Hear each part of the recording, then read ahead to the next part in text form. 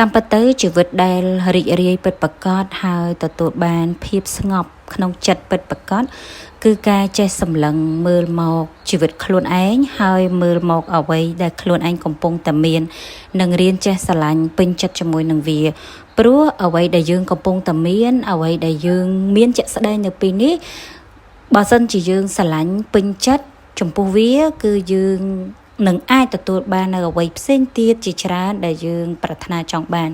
ហើយបើមែនទែនទៅយើងមិនចាំបាច់ត្រូវប្រាថ្នាឲ្យមានជីវិតដូចទៅនឹងនរណាម្នាក់នោះទេពីព្រោះអ្វីដែលយើងបានឃើញពីជីវិតរបស់នរណាម្នាក់ដែលគេបានបង្ហាញឲ្យយើងឃើញ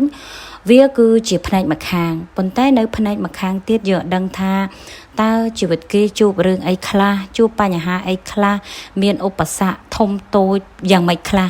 ព្រោះមនុស្សភាគច្រើនបង្ហាញឲ្យយើងឃើញនៅសមិទ្ធផលឬក៏បង្ហាញឲ្យយើងឃើញនៅចំណុចវិជ្ជមានបង្ហាញឲ្យយើងឃើញអ្វីល្អល្អ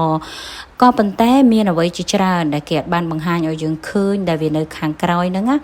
គឺវាពោពេញទៅដោយការឈឺចាប់ពោពេញទៅដោយការឆ្លងកាត់ពោពេញទៅដោយឧបសគ្គជាច្រើនហើយបើសិនជាយើងបានដឹងថាតើអ្នកនឹងឆ្លងកាត់